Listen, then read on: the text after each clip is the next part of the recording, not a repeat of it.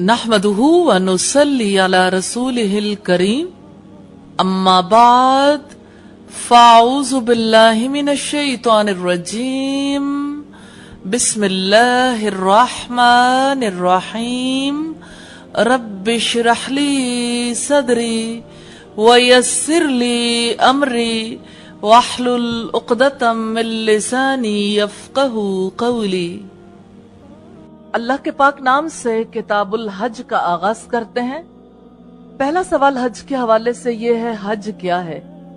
मस्जिद हराम की तरफ मखसूस अफाल की अदायगी के लिए सफर करना हज कहलाता है। ये अल-मुग़नी की रिवायत है वॉल्यूम 3 पेज 217 पर, फतुल कदीर की रिवायत वॉल्यूम 2 पेज 120 पर। हज कब फर्ज हुआ, ये अहमियत की हामिल बात है। अल्लाह ताला ने अपने इज्जत वाले घर का हज 9 हिजरी में फर्ज किया। ज़ादुल माद की रिवायत है वॉल्यूम 2 पेज 101।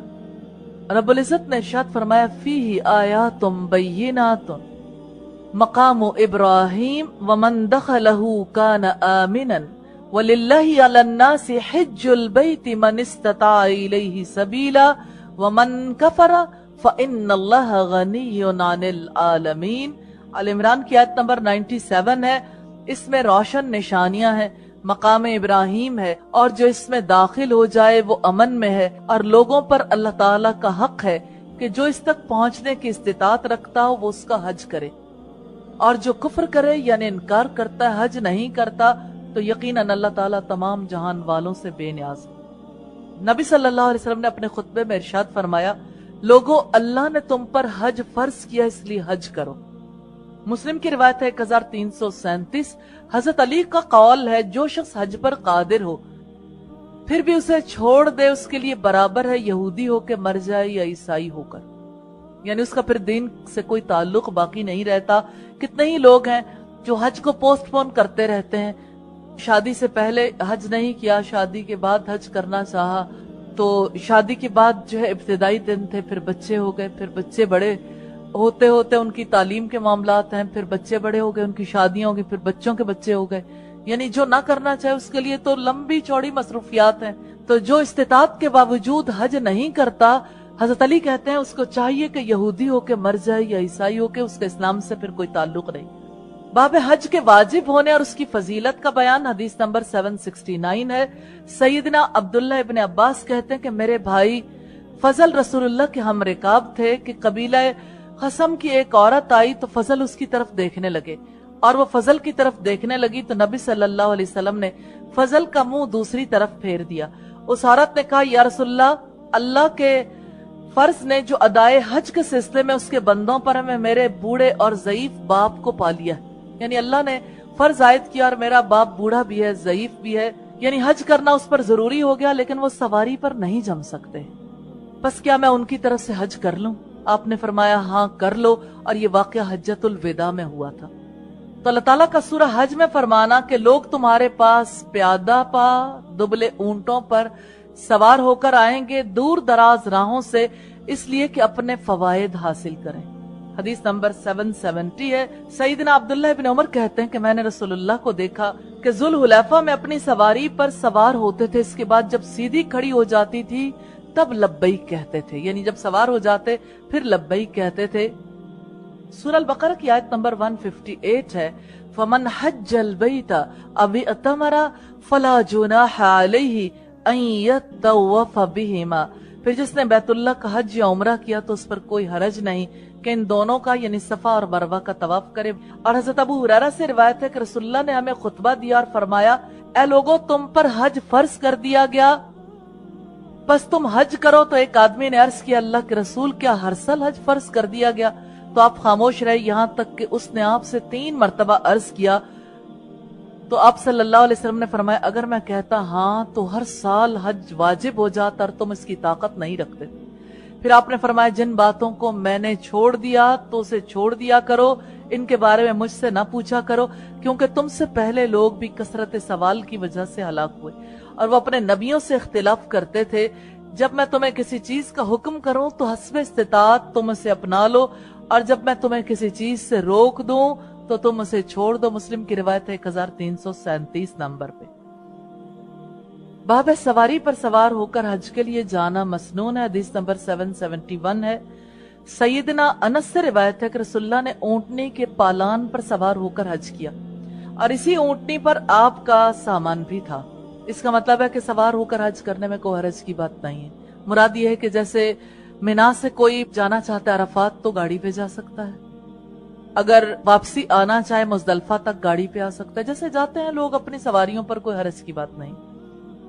बाब हज मबरूर की फजीलत का बयान हदीस नंबर 772 है।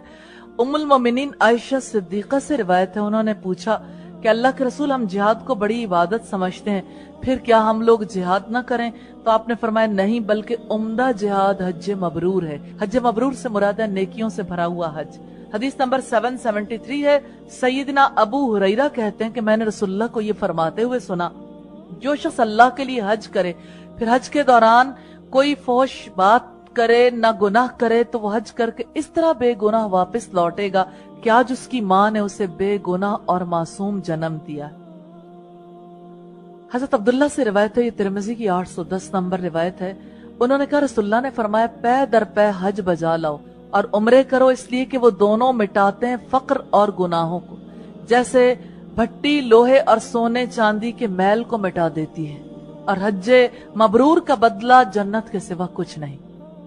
एक चीज जो हमारी सोसाइटी में बड़ी कॉमन है, अगर कोई बार बार उम्रा करे तो उससे कहा जाता है कि आप ये सरमाया गरीबों पे लगा देते तो क्या हर्ज। कोई हज करना चाहे तो कहते हैं बार बार हज क्यों करते हो, हज तो एक बार फर्ज। अल्लाह के रसूल ने फरमाया पै दर पै हज करो, क्योंकि हज गुनाहों को मिटा देता है, उम्रा गुनाहों को मिटा देता है। देखिए कोई अपनी माँ के घर जाना चाहे तो उसको कोई नहीं रोकता कि आप एक दफा जो गए हो बार बार क्यों जाते हो, लेकिन कोई 70 माओं से बढ़कर प्यार करने वाले के घर जाना चाहे तो हर कोई एतराज शुरू कर देता। तो पै दर पै हज और उम्रे करना अल्लाह के रसूल सल्लल्लाहु अलैहि वसल्लम का हुक्म है कि किया जाए। गुनाहों को भी मिटाता है और फक्र को भी मिटा देता है, यानी गुर्बत दूर होती है।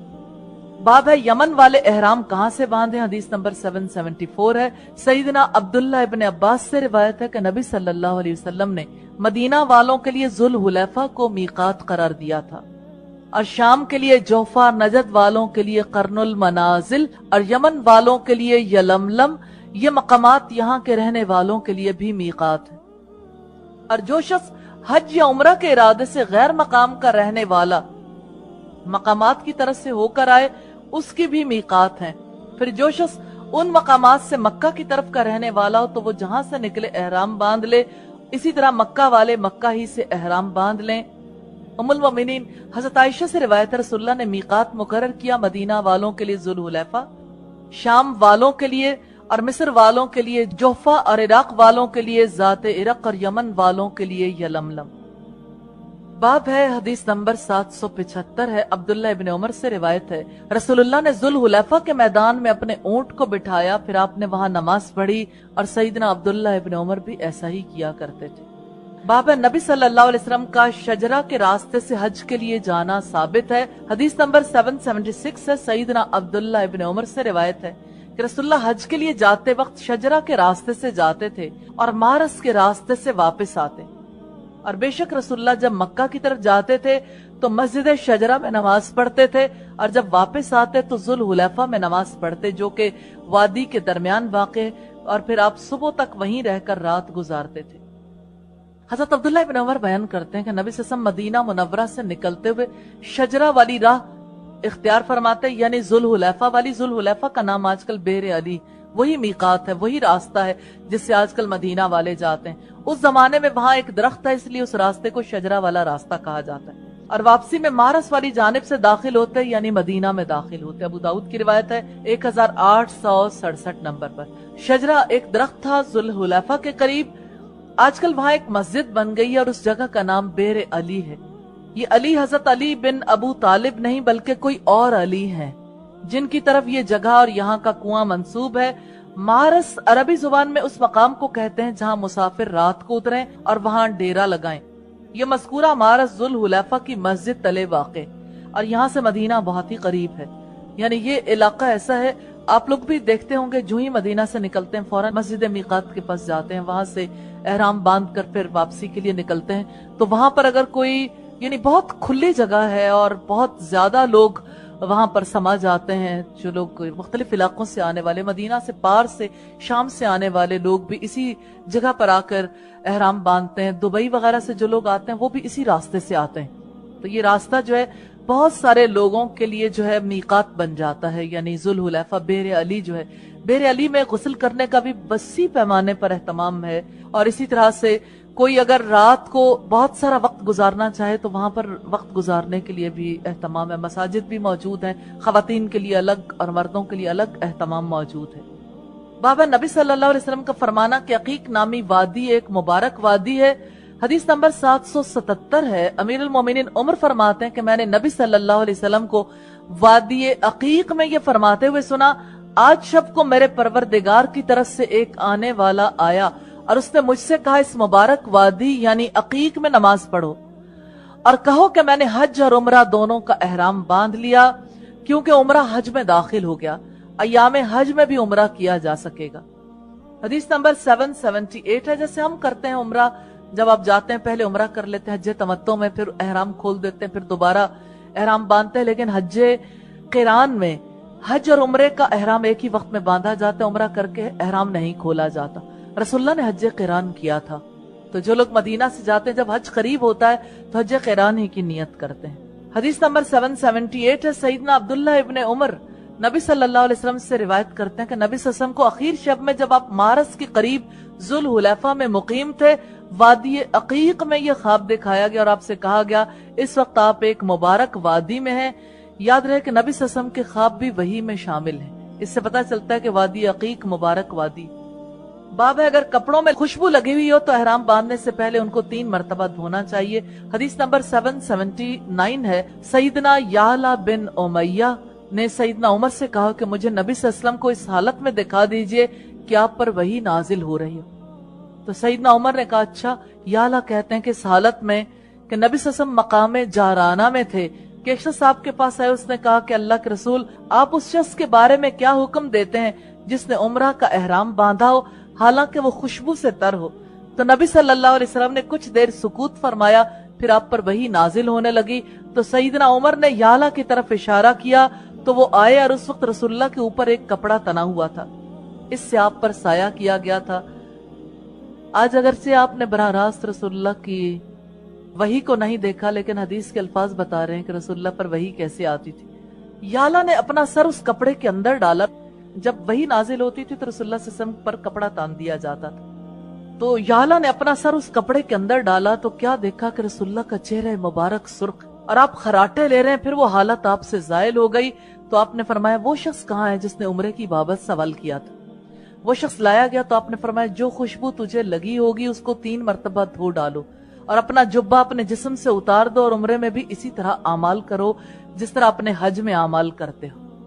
مسلم کی 2801 نمبر روایت میں ہے، صفوان بن یعلا بن امیہ اپنے باپ سے روایت کرتے ہیں کہ ایک آدمی نبی صلی اللہ علیہ وسلم کی خدمت میں آیا اور آپ جارانہ میں تھے اور اس آدمی نے عمرے کا احرام باندھا ہوا تھا، اس کے سر اور داڑھی کے بال زرد آلود اور اس کے جسم پر ایک جبہ تھا، اور اب جب خوشبو لگاتے تھے تو اس خوشبو کا رنگ بھی ہوتا تھا اور مادی طور پر بھی وہ خوشبو محسوس کی جا سکتی تھی، یعنی جیسے آج بھی بہت ساری چیزیں خوشبو کے لیے یوز ہوتی ہیں، خاص طور پر جو عربی عطر ہیں اور عربی خوشبویات ہیں وہ ایسی ہیں جو ٹھوس بھی ہیں، تو ان میں سے آپ اگر کچھ یوز کرنا چاہیں آپ بھی یوز کر سکتے ہیں، لیکن کلرفل بھی ہوتی ہیں سم ٹائمز کہ آپ اسے لگاتے ہیں تو اس کا رنگ بھی چھوٹتا ہے۔ تو اس شخص کی داڑھی کے بال زرد آلود تھے، اس کے جسم پر ایک جبہ تھا، اس نے عرض کیا اللہ کے رسول میں نے عمرے کا احرام باندھا ہے جیسا کہ آپ مجھے دیکھ رہے ہیں، تو آپ نے فرمایا اپنے جسم سے جبہ اتار دے، سٹچڈ کلوتھ نہیں پہن سکتے، اور اپنے سر اور داڑھی کے بالوں سے زرد رنگ دھو ڈال، یعنی زرد رنگ چڑھ گیا یعنی خوشبو تاکہ اس کی اتر جائے، اور جو تو اپنے حج میں کرتا تھا اپنے عمرہ میں بھی اسی طرح کر، یعنی عمرے کے احرام کے لیے بھی وہی پابندیاں ہیں جو حج کے احرام کے لیے۔ باب ہے احرام باندھنے کے وقت خوشبو لگانا کیسا، اور جب احرام باندھنے کا ارادہ ہی کر لے تو کیا پہنے۔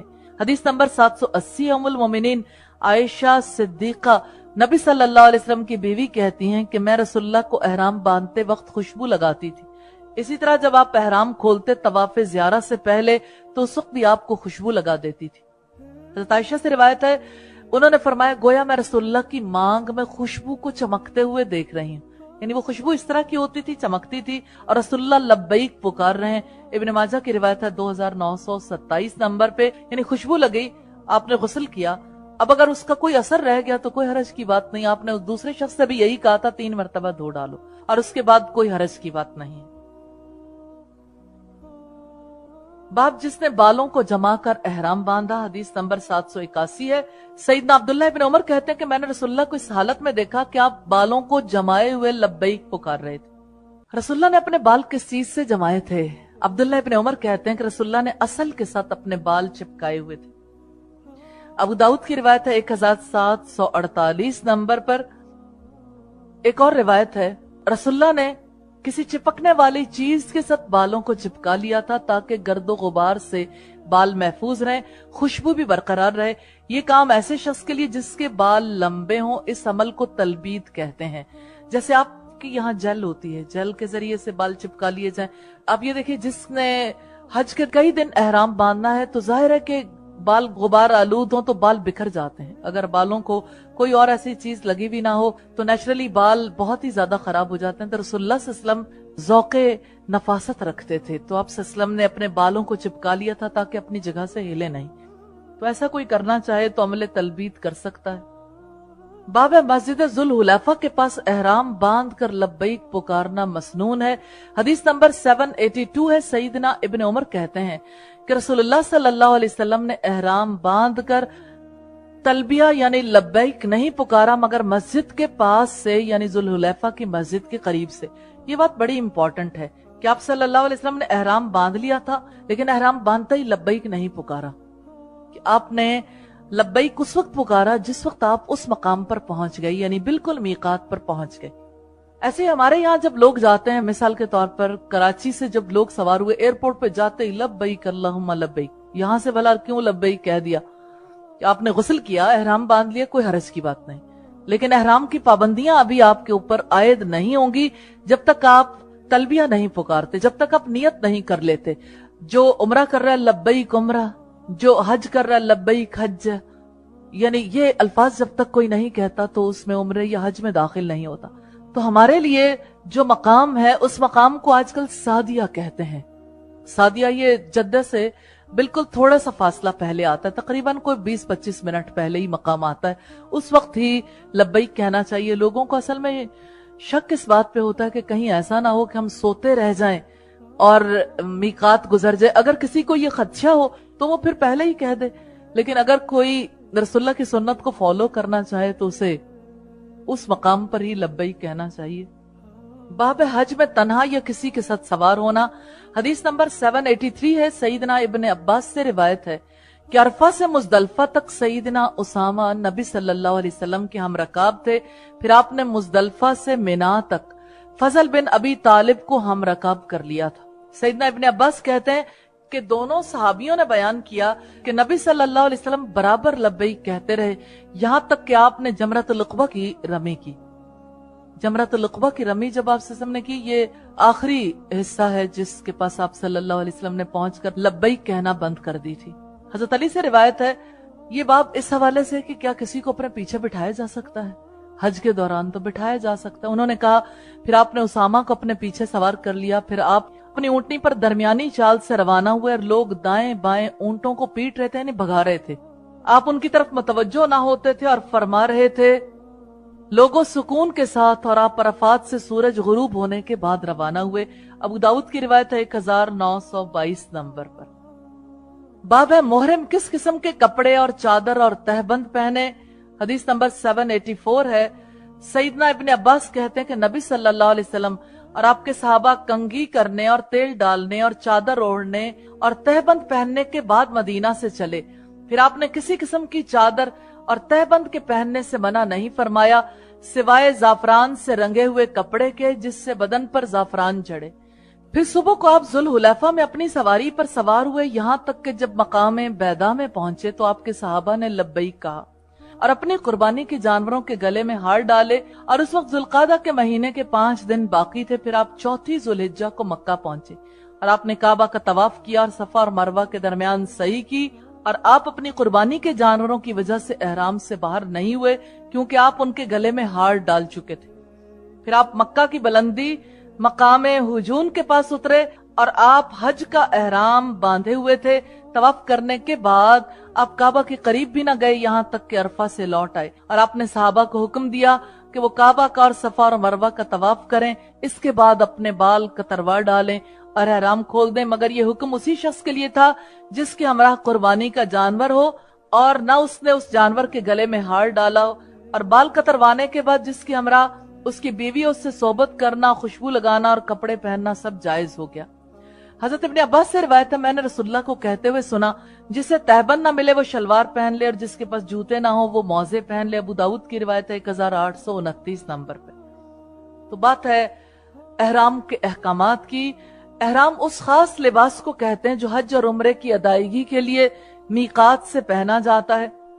اگر ہم مردوں کا احرام دیکھنا چاہیں، دوران سعی یعنی چادریں ایک تہبند کے طور پر باندھ لی جائے اور دوسری اوپر اوڑھ لی جائے. احرام میں سر اور چہرہ ننگا ہو اور جوتا ایسا پہنے کے ٹخنے ننگے ہوں، اور جوتا نہ ہونے کی صورت میں موزے استعمال کیے جا سکتے ہیں، لیکن انہیں ٹخنوں کے نیچے سے کاٹ لینا چاہیے کیونکہ ٹخنے نہیں کور اپ ہونے چاہیے. ابن عمر سے روایت ہے، تمہیں چاہیے کہ تہبند، چادر اور جوتوں میں احرام باندھو. اگر جوتے نہ ملیں تو موزے پہن لیں لیکن انہیں ٹخنوں کے نیچے سے کاٹ لیں. ابن خزیمہ کی روایت ہے 2601. سوال یہ پیدا ہوتا ہے عورتوں کا احرام اور مردوں کا احرام دونوں میں کیا فرق ہے؟ عورتوں کے احرام کے لیے کوئی مخصوص لباس نہیں ہے، بلکہ ان کا احرام وہی لباس ہے جو عام طور پر وہ پہنتی، جس علاقے کی رہنے والی ہوں، جو وہ سکون سے لباس پہن سکیں اس میں احرام باندھ سکتی. احرام میں نقاب اور دستانے پہننے سے منع کیا گیا. نقاب سے مراد وہ سلا ہوا مخصوص کپڑا ہے جو پردہ کرنے کے لیے بنایا جاتا ہے، اس کو نقاب کہتے ہیں. جیسے اس کو اگر آپ یہاں لینا چاہیں تو یہ نقاب ہے، اس کو نہیں اوڑھ سکتے، لیکن اگر آپ اس کو چہرے کے اوپر لینا چاہیں تو یہ نقاب نہیں ہے، کیونکہ آپ اسے نقاب نہیں بولتے، نہ یہ نقاب کے لیے یوز ہوتا ہے، اسکارف ہے. تو نقاب سے مراد وہ سلا ہوا کپڑا ہے جو پردہ کرنے کے لیے بنایا جاتا ہے. نقاب نہ پہننے کا مطلب یہ نہیں ہے کہ احرام والی عورت غیر محرم مردوں سے چہرہ نہیں چھپائے گی. اسے اپنی چادر کے ساتھ غیر محرموں سے اپنا چہرہ چھپانا چاہیے. حضرت عائشہ فرماتی ہیں، ابو داؤد کی 1833 نمبر روایت ہے کہ ہم رسول اللہ کے ساتھ احرام سے ہوتی تھیں اور قافلے والے ہمارے سامنے سے گزرتے تو ہم اپنے پردے کی چادر کو سر سے چہرے پر لٹکا دیتی، جب وہ گزر جاتے تو چہرہ کھول لیتی تھی. علامہ البانی فرماتے ہیں عورت کا اپنے چہرے پر کپڑا ڈال لینا جائز ہے، یہ نقاب ڈالنا نہیں ہے. ان دونوں کو برابر قرار دینا خطا ہے، یعنی یہ زیادتی کی بات ہے. کسی بھی کپڑے کو جو چہرے پر لیا جائے اسے نقاب نہیں کہہ سکتے. آپ نے مثلا دوپٹہ لیا، اس کو نقاب نہیں کہیں گے. آپ کوئی چادر اوڑھ لیں، اس کو نقاب نہیں کہیں گے. نقاب سے مراد یہ اسٹچڈ کلوتھ ہے. یہ روایت تھی التعلیقات الرضیہ کی، والیوم 2 پیج 71. باب تلبیہ یعنی لبیک کس طرح کہتے ہیں. حدیث نمبر 785 ہے. سیدنا عبداللہ ابن عمر کہتے ہیں کہ رسول اللہ کا تلبیہ یہ تھا، اے اللہ میں تیرے دروازے پر بار بار حاضر ہوں اور تیرے بلانے کا جواب دیتا ہوں، تیرا کوئی شریک نہیں، ہر طرح کی تعریف اور احسان تیرا ہی ہے اور بادشاہی تیری ہی ہے، تیرا کوئی شریک نہیں. تو یہ الفاظ ہیں لبیک اللہم لبیک، لبیک لا شریک لک لبیک. یہ الفاظ اللہ کے رسول صلی اللہ علیہ وسلم کہا کرتے، ان الحمد والنعمت لک والملک لا شریک لک، کہ تیرا کوئی شریک نہیں، حمد بھی تیری، احسان بھی تیرا اور بادشاہی بھی تیری ہے. اور یہ الفاظ انسان کے اوپر ایک عجیب کیفیت طاری کر دیتے ہیں. میں اللہ سے دعا کرتی ہوں اللہ تعالی ہم سب کو پے در پے حج اور عمرے نصیب فرمائے. حضرت ابو ہریرہ سے روایت ہے رسول اللہ نے اپنے تلبیہ میں فرمایا، لبیک الہ الحق لبیک، حاضر ہوں اے سچے معبود، میں حاضر ہوں. ابن ماجہ کی روایت ہے 2920 نمبر پر. اور عبداللہ ابن عمر ان الفاظ کا اضافہ کرتے تھے، لبیک لبیک لبیک وسعدیک والخیر فی یدیک لبیک والرغباء الیک والعمل. حاضر ہوں تیری اطاعت کی سعادت سے بہرہ ور ہوں اور ہر قسم کی خیر تیرے ہاتھوں میں ہے.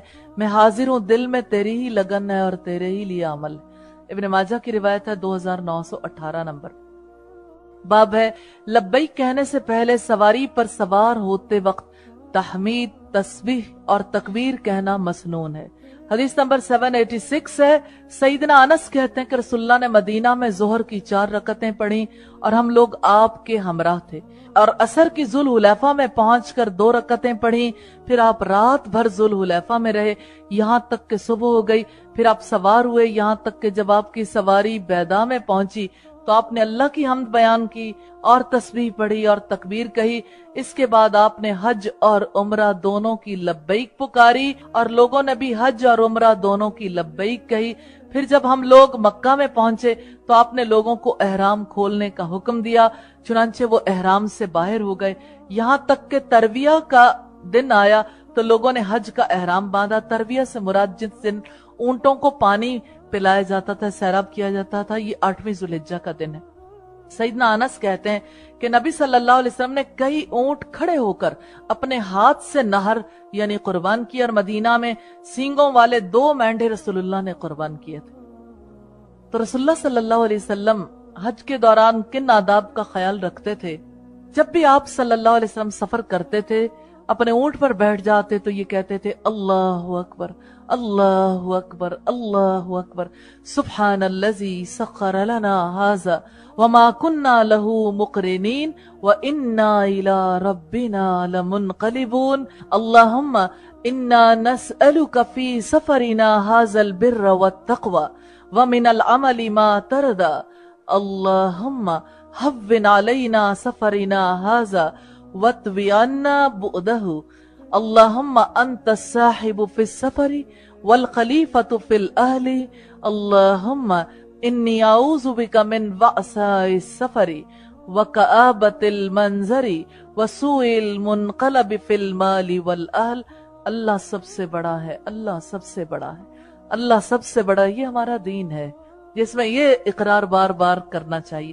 وہ ذات پاک ہے جس نے اس سواری کو ہمارے تابع کر دیا، ورنہ ہم اسے قابو میں لانے والے نہیں تھے، اور بے شک ہم اپنے رب ہی کی طرف واپس لوٹنے والے ہیں۔ اے اللہ، ہم تجھ سے اپنے سفر میں نیکی، تقوی اور ایسے عمل کا سوال کرتے ہیں جسے تو پسند کرتا ہے۔ اے اللہ، ہم پر ہمارا یہ سفر آسان بنا دے اور اس کی لمبی مسافت سے ہم کو لپیٹ لے۔ اے اللہ، تو ہی ہمارا ساتھی ہے اس سفر میں اور تو ہی ہمارا جانشین ہے گھر والوں میں۔ اے اللہ، میں تیری پناہ چاہتا ہوں سفر کی مشقت سے، تکلیف دہ منظر سے، اور مال اور اہل و عیال میں بری واپسی سے۔ مسلم کی کتاب الحج کی روایت ہے 1342 نمبر پر، ابو داود میں یہ روایت 2599 نمبر پر۔ باب قبلہ رو ہو کے احرام باندھنا مسنون ہے۔ حدیث نمبر 787 ہے، سیدنا عبداللہ ابن عمر ذوالحلیفہ سے تلبیہ یعنی لبیک کہنا شروع کر دیتے اور حرم میں پہنچ کر رک جاتے، ذی طوا مقام پر پہنچ کر صبح ہونے تک رات بسر کرتے، پھر جب نماز فجر پڑھ لیتے تو غسل فرماتے اور کہتے کہ رسول اللہ اسی طرح کرتے تھے۔ باب وادی میں اترتے ہوئے تلبیہ کہنا، حدیث نمبر 788 ہے، سیدنا ابن عباس کہتے ہیں کہ نبی صلی اللہ علیہ وسلم نے حضرت موسیٰ کے بارے میں فرمایا، گویا میں اس وقت ان کو دیکھ رہا ہوں جبکہ وہ نشیب میں لبیک کہتے ہوئے اتر رہے تھے۔ باب ہے جس شخص نے نبی صلی اللہ علیہ وسلم کے عہد میں نبی صلی اللہ علیہ وسلم کے مثل احرام باندھا، حدیث نمبر 789 ہے، سیدنا ابو موسیٰ کہتے ہیں کہ مجھے نبی صلی اللہ علیہ وسلم نے میری قوم کی طرف یمن بھیجا تھا، پس میں لوٹ کر ایسے وقت آیا کہ آپ بطحا میں تھے۔ آپ نے مجھ سے دریافت کیا کہ تم نے کون سا احرام باندھا ہے؟ میں نے عرض کی کہ میں نے نبی صلی اللہ علیہ وسلم کے احرام کے مثل احرام باندھا ہے۔ آپ نے فرمایا کیا تمہارے ہمراہ قربانی کا جانور ہے؟ میں نے عرض کی نہیں، پس آپ نے حکم دیا کہ میں کعبہ کا طواف کروں، چنانچہ میں نے کعبہ کا اور صفا اور مروہ کا طواف کیا۔ پھر آپ نے مجھے احرام کھولنے کا حکم دیا، چنانچہ میں احرام سے باہر ہو گیا۔ پھر میں اپنی قوم کی کسی عورت کے پاس گیا اور اس نے مجھے کنگھی کی یا میرا سر دھویا۔ پھر جب سیدنا عمر خلیفہ ہوئے اور یہ حدیث میں نے ان سے بیان کی تو انہوں نے کہا کہ یہ حدیث ہم نہیں جانتے کہ کیسی ہے، اگر ہم اللہ کی کتاب پر عمل کریں تو وہ ہمیں حج اور عمرے کے پورا کرنے کا حکم دیتی ہے۔ اللہ تعالیٰ نے سورہ البقرہ کی آیت نمبر 196 میں فرمایا وَأَتِمُّ الْحَجَّ وَالْعُمْرَةَ لِلَّهِ، حج اور عمرے کو اللہ کی رضامندی حاصل کرنے کے لیے پورا کرو۔ اور اگر ہم اللہ کے رسول کی سنت پر عمل کریں تو آپ صلی اللہ علیہ وسلم بھی احرام سے باہر نہیں ہوئے تھے یہاں تک کہ آپ نے قربانی کر لی۔ حضرت انس بن مالک سے روایت ہے کہ حضرت علی یمن سے واپس آنے کے بعد نبی کریم صلی اللہ علیہ وسلم کی خدمت میں حاضر ہوئے. آپ نے پوچھا کہ کس طرح کا احرام باندھا ہے؟ انہوں نے کہا جس طرح کا نبی کریم نے احرام باندھا ہے.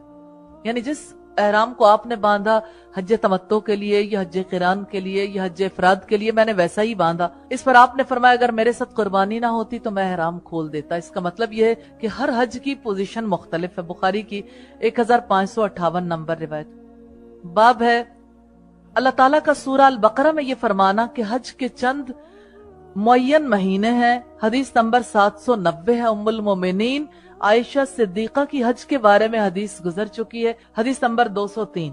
اور یہاں اس روایت میں کہتی کہ ہم حج کے مہینے میں حج کی راتوں میں حج کے احرام کے ساتھ مدینہ سے نکلے، پھر ہم مقام صرف میں اترے، پھر آپ اپنے صحابہ کے پاس تشریف لائے اور فرمایا تم میں سے جس شخص کے ہمراہ قربانی کا جانور نہ ہو اور وہ چاہے کہ اس احرام سے عمرہ کرے تو وہ ایسا کر لے، اور جس شخص کے ہمراہ قربانی کا جانور ہو وہ ایسا نہ کرے. ام المومنین فرماتی تو آپ کے اصحاب میں سے بعض نے اس حکم پر عمل کیا اور بعض نے نہ کیا. مزید کہتی ہیں کہ نبی صلی اللہ علیہ وسلم اور آپ کے چند صحابہ استطاعت اور حوصلے کے مالک تھے، اور جن کے ہمراہ قربانی بھی تھی وہ عمرہ پر قادر نہ ہوئے، یعنی عمرے کے احرام کو نہ کھول سکے. پھر بقیہ حدیث بیان کی. حج کے مہینے کون سے ہیں؟ قرآن حکیم میں الحج اشہر معلومات، حج کے مہینے معروف ہیں. تو یہ معروف مہینے شوال ہے، ذوالقعدہ، ذوالحجہ کا پہلا عشرہ. یہ موسوعہ المناہی الشریعہ میں ہے، والیوم 2 پیج 104 پہ. باب تمتع، قران اور حج مفرد کا بیان، اور جس کے پاس قربانی نہ ہو اسے حج فسخ کر کے عمرہ بنا دینے کی اجازت ہے. حدیث نمبر 791 ہے. ام المومنین عائشہ صدیقہ ہی سے ایک روایت میں ہے کہ ہم نبی صلی اللہ علیہ وسلم کے ساتھ مدینے سے چلے اور ہمیں صرف حج کا خیال تھا، یعنی حج کا احرام باندھا تھا. پھر جب ہم مکہ پہنچے اور کعبہ کا طواف کر چکے تو نبی صلی اللہ علیہ وسلم نے حکم دیا کہ جس کے ساتھ قربانی نہیں وہ حج کے احرام سے باہر ہو جائے. بس جن لوگوں کے پاس قربانی نہیں تھی وہ احرام سے باہر ہو گئے، اور آپ کی ازواج کے پاس بھی قربانی نہیں تھی لہٰذا وہ احرام سے باہر ہو گئیں. ام المومنین عائشہ فرماتی ہیں کہ میں حائضہ ہو جانے کی وجہ سے بیت اللہ کا طواف نہ کر سکی. جب محسب کی رات آئی تو میں نے کہا اللہ کے رسول لوگ تو عمرہ اور حج دونوں کر کے لوٹیں گے اور میں صرف حج کر کے. آپ نے فرمایا تو جب مکہ آئی تھی تو طواف نہیں کیا تھا؟ میں نے کہا نہیں. تو آپ نے فرمایا تو اپنے بھائی کے ساتھ تنعیم تک جا، وہاں سے عمرے کا احرام باندھ لے، پھر عمرے سے فارغ ہو کر فلاں جگہ پر ہمیں ملنا. ام المومنین صفیہ نے کہا کہ میں اپنے آپ کو تم سب کا روکنے والا سمجھتی ہوں. تو آپ نے فرمایا بانجھ کیا تم نے قربانی والے دن طواف نہیں کیا؟ کہتی ہیں کہ میں نے عرض کیا کہ ہاں کیا تھا. تو آپ نے فرمایا پھر کچھ حرج نہیں، چلو. حدیث نمبر 792 ہے. ام المومنین عائشہ صدیقہ ہی سے ایک دوسری روایت میں ہے کہ ہم رسول اللہ کے ہمراہ حجۃ الوداع کے سال مکہ کی طرف چلے تو ہم میں سے بعض لوگوں نے عمرے کا احرام باندھا تھا اور بعض لوگوں نے عمرے اور حج دونوں کا احرام باندھا تھا اور بعض لوگوں نے صرف حج کا احرام باندھا تھا اور رسول اللہ نے حج کا احرام باندھا تھا. پس جس نے حج کا احرام باندھا تھا یا حج اور عمرے دونوں کا احرام باندھا وہ احرام سے باہر نہیں ہوا یہاں تک کہ قربانی کا دن آ گیا. حدیث نمبر 793 ہے. سیدنا عثمان اپنی خلافت میں تمتع اور قران حج اور عمرے کے اکٹھا کرنے سے منع کرتے تھے. چنانچہ جب سیدنا علی نے یہ دیکھا تو حج اور عمرے دونوں کا احرام ایک ساتھ باندھا اور کہا لبیک بعمرہ وحجہ، یعنی قران کیا اور کہا کہ میں نبی صلی اللہ علیہ وسلم کی سنت کسی کے کہنے سے ترک نہیں کر سکتا. حدیث نمبر 794 ہے. سیدنا ابن عباس کہتے ہیں کہ دور جاہلیت میں لوگ یہ سمجھتے تھے کہ حج کے دنوں میں عمرہ کرنا تمام دنیا کی برائیوں سے بڑھ کر ہے اور وہ لوگ ماہ محرم کو ماہ سفر قرار دے لیتے تھے اور کہتے تھے کہ جب اونٹ کی پیٹھ کا زخم جو سفر حج میں اس پر کجاوا باندھنے سے اکثر آ جاتا ہے اچھا ہو جائے اور نشان بالکل مٹ جائے اور سفر گزر جائے تو اس وقت عمرہ حلال ہے اس شخص کے لیے جو عمرہ کرنا چاہے. بس جب نبی صلی اللہ علیہ وسلم اور صحابہ ذوالحجہ کی 4 تاریخ کی صبح کو حج کا احرام باندھے ہوئے مکہ تشریف لائے تو آپ نے صحابہ کو حکم دیا کہ اس احرام کو توڑ کر اس کی بجائے عمرہ کا احرام کر لیں. بس یہ بات ان لوگوں کو بری معلوم ہوئی اور وہ لوگ کہنے لگے کہ یا رسول اللہ کون سی بات احرام سے باہر ہونے کی کریں؟ تو آپ نے فرمایا سب باتیں. تو چونکہ اس سے پہلے لوگ ایک سفر میں حج اور عمرہ اکٹھا کرنا برا خیال کرتے تھے اس لیے آپ صلی اللہ علیہ وسلم نے اپنے زمانے میں ہی اس کو عمرے کو کروا کے یہ ثابت کر دیا کہ لوگ हज और उम्रा इकट्ठा कर सकते हैं। हदीस नंबर 795 है। उम्मुल मोमिनीन हफ्सा ज़ौजा नबी ने अर्ज की कि अल्लाह के रसूल, लोगों का क्या हाल है कि वो उम्रा करके एहराम से बाहर हो गए और आप उम्रा करके एहराम से बाहर नहीं हुए। तो नबी सल्लल्लाहु अलैहि वसल्लम ने फरमाया, मैंने अपने सर के बाल जमाए, अपनी कुर्बानी के गले में हार डाल दिया, लिहाजा मैं जब तक कुर्बानी ना कर लूं एहराम से बाहर नहीं आ सकता।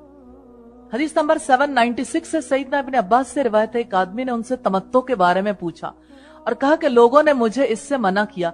फिर इब्न अब्बास ने उसे हुक्म दिया कि तुम इत्मीनान से तमत्तो करो। उस आदमी ने कहा, बस मैंने ख्वाब में देखा कि गोया कोई शख्स मुझसे कह रहा है कि हज भी उम्दा है और उम्रा भी मकबूल है। बस मैंने ये ख्वाब सईदना इब्न अब्बास से बयान किया तो उन्होंने कहा कि ये नबी सल्लल्लाहु अलैहि वसल्लम की सुन्नत है, शौक से करो, यानी हज भी और उम्रा भी। हदीस नंबर 797 है। सईदना जाबिर बिन अब्दुल्लाह से रिवायत है कि उन्होंने नबी सल्लल्लाहु अलैहि वसल्लम के हमरा हज किया जबकि आप अपने हमरा कुर्बानी ले गए थे और सब सहाबा ने हज मुफरद का एहराम बांधा था, यानी अकेले हज का। तो आपने उनसे फरमाया, तुम लोग काबा का तवाफ और सफा मरवा की सही करके एहराम से बाहर आ जाओ, बाल कतरवार डालो, फिर एहराम से बाहर होकर ठहरे रहो यहाँ तक कि जब 8वीं तारीख हो तो तुम लोग हज का एहराम बांध लेना और ये एहराम जिसके साथ तुम आए हो तो उसको तमत्तो कर दो। साहबा ने अर्ज की कि हम इसको तमत्तो कर दें हालांकि हम हज का नाम ले चुके। तो आपने फरमाया, जो कुछ मैं तुमको हुक्म देता हूँ वही करो, अगर मैं कुर्बानी ना लाया होता तो मैं भी वैसा ही करता जिस तरह तुमको हुक्म देता हूँ, लेकिन अब मुझसे एहराम अलहदा नहीं हो सकता जबकि कुर्बानी अपनी अपनी कुर्बानगाह पर ना पहुंच जाए। तो बात है हज क़िरान की, यानी एक ही सफर में हज और उम्रे का इकट्ठा एहराम बांधा, इसमें फिर एहराम खोला नहीं जाता। यानी हज और उम्रा दोनों की नियत को मिलाना यह हज क़िरान है। तो नियत क्या होगी? अल्लाहुम्मा लब्बैक उम्रा व हज्जा। इसमें तवाफ़े कुदूम किया जाता है, सफा और मरवा की सही की जाती है। ये सही उसके लिए जरूरी है। अगर 10 ज़ुल्हिज्जा वाली सही की जगह कर ले तो उस दिन सही करना वाजिब नहीं होगा। यानी जो हज क़िरान करता है अगर पहले ही तवाफ कर लेता है और फिर सफा मरवा की सही कर लेता है तो 10वीं ज़ुल्हिज्जा की सही की अगर उसने नियत कर ली तो उसे फिर दोबारा सही नहीं करनी। फिर बाल मुंडवाना या कतरवाना, फिर एहराम नहीं खोलेगा, उसके साथ हज करेगा। यानी जब एक इंसान ने हज और उम्रे का इकट्ठे एहराम बांधा हो तो ऐसी सूरत में एहराम नहीं खुलेगा। 8वीं ज़ुल्हिज्जा को मनासिक हज की इब्तिदा करेगा। 10वीं ज़ुल्हिज्जा को जमरे उक़बा को कंकरियां मारना, कुर्बानी करना, बाल कतरवाना या मुंडवाना, तवाफ़े ज़ियारा करना। अगर उम्रे के दौरान सही कर ली तो दोबारा सही करनी जरूरी नहीं है। हज़रत अबू तल्हा ज़ैद बिन सहल अंसारी से रिवायत है कि रसूलुल्लाह ने हज और उम्रे को मिलाकर हज क़िरान किया। इब्न माजा की रिवायत है 2971 नंबर पर। अगर आज कोई देखना चाहे कि रसूलुल्लाह ने कौन सा हज किया तो वो हज क़िरान था, एक ही सफर में हज और उम्रा। यहाँ से जाने वालों के लिए मुमकिन नहीं, क्योंकि जाहिर है कि वो जाते ही पहले उम्रा करेंगे या सिर्फ उम्रे की नियत करके यहाँ से जाएं, उम्रा करें और उसके बाद एहराम खोल दें और उसके बाद अगर मदीना जाने का इत्तेफाक हो तो ज़ुल्हुलैफा से एहराम बांध लें, हज और उम्रे का इकट्ठे। लेकिन ऐसी सूरत में जबकि यानी 7वीं ज़ुल्हिज्जा हो तो एहराम बांधा जा सकता है, ये 6ठी ज़ुल्हिज्जा। लेकिन अगर कोई फर्ज करें ज़ुल्क़ादा में वापस आ रहा है तो बहुत लंबा सिलसिला हो जाता है, फिर एहराम की पाबंदियां ज्यादा होती हैं। इसलिए आखिर में कोई आ रहा हो तो हज क़िरान करे तो ज्यादा अफजल है। बाबा नबी सल्लल्लाहु अलैहि वसल्लम के अहद में तमत्तो का होना साबित है। हदीस नंबर 798 है। सईदना इमरान बिन हुसैन कहते हैं कि हमने रसूलुल्लाह के अहद में हज तमत्तो किया है और कुरान हकीम में यही हुक्म इसकी बाबत नाजिल हुआ, मगर एक शख्स ने अपनी राय से जो चाहा कह दिया। हज तमत्तो को अगर हम देखें तो एहराम बांधा जाएगा, उम्रा अदा करने के बाद गैर मोहरम होने का फायदा उठाया जा सकता है। फिर नियत की जाएगी मीकात से उम्रे का एहराम बांधते हुए, उम्रे के बाद एहराम खोला जाएगा। 8वीं ज़ुल्हिज्जा को हज का एहराम बांधा जाएगा और इब्तिदाई नियत होगी लब्बैक उम्रा। फिर जब उम्रा खत्म हो जाएगा तो यानी उम्रे के जो अहकामात हैं, तवाफ़े कुदूम उम्रे के साथ करेगा, सफा और मरवा की सही करेगा, बाल मुंडवाएगा, फिर एहराम खोल देगा। 8वीं ज़ुल्हिज्जा को दोबारा एहराम बांधेगा, अल्लाहुम्मा लब्बैक हज्जा कहेगा। 9वीं ज़ुल्हिज्जा के अमाल सबके लिए एक जैसे हैं। 10वीं ज़ुल्हिज्जा को जमरे उक़बा को कंकरियां मारना, कुर्बानी करना, बाल कतरवाना या मुंडवाना, तवाफ़े ज़ियारा, लेकिन सफा और मरवा की सही वाजिब है हज तमत्तो करने वाले के लिए। हज इफराद में सिर्फ हज की नियत की जाती है और हज की नियत करके मीकात से एहराम बांधा जाता है। इसमें तवाफ़े कुदूम किया जाता है اگر مکہ جائے تو طواف قدوم کر لے، یہ اس کے لیے نفلی طواف ہوگا، یعنی کوئی ضرورت نہیں ہے اس طواف کی، لیکن نفلی طواف کرنا چاہے تو کوئی حرج کی بات نہیں. سیدھا مینا یا عرفات جا سکتا ہے، بے شک راستے میں نہ ٹھہرے، اور صفا اور مروہ کی صحیح کرے گا. یہ صحیح اس کے لیے ضروری نہیں. اگر 10 ذوالحجہ والی صحیح کی نیت کر لے تو اس دن صحیح نہیں کرنی پڑے گی. بال منڈوانا یا کتروانا اس کے لیے درست نہیں ہے، کیونکہ یہ تو حج کر گئی بال منڈوائے گا، اور احرام نہیں کھولے گا، اسی کے ساتھ حج کرے گا، اور 8ویں ذوالحجہ سے مناسک حج کی ابتدا کرے گا، اور اس کے لیے اگر طواف قدوم کے ساتھ صحیح نہیں کی تو صحیح واجب ہے. باب مکہ میں کس مقام سے داخل ہونا مسنون ہے؟ حدیث نمبر 799 ہے. سیدنا ابن عمر کہتے ہیں کہ نبی صلی اللہ علیہ وسلم مکہ میں قدا کی طرف سے، یعنی اونچی گھاٹی کی طرف سے جو بطحا میں ہے داخل ہوتے، اور نچلی گھاٹی کی طرف سے مکہ سے جاتے وقت نکلتے تھے. حضرت عبداللہ ابن عمر سے روایت ہے کہ رسول اللہ مکہ میں ثنیہ اولیہ سے داخل ہوتے، جب باہر نکلتے تو ثنیہ سفلی سے نکلتے تھے. ابن ماجہ کی 2940 نمبر روایت. باب مکہ اور اس کی عمارتوں کی فضیلت.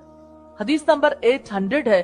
ام المومنین عائشہ صدیقہ کہتی ہیں کہ میں نبی صلی اللہ علیہ وسلم سے حتیم دیوار کی بابت پوچھا کہ کیا وہ بھی کعبہ سے؟ تو آپ نے فرمایا ہاں. میں نے عرض کیا کہ پھر ان لوگوں نے اس کو کعبہ میں کیوں نہ داخل کیا؟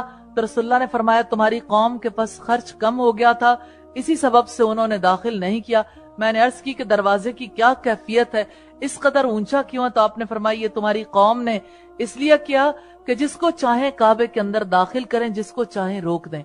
اور اگر تمہاری قوم کا زمانہ جاہلیت سے قریب تر نہ ہوتا اور مجھے اس بات کا خوف نہ ہوتا کہ ان کے دلوں کو برا معلوم ہوگا، تو میں ضرور حتیم کو کعبے میں داخل کر دیتا اور اس کا دروازہ زمین سے ملا دیتا، یعنی چوکھٹ نیچی کر دیتا. حدیث نمبر 801 ہے.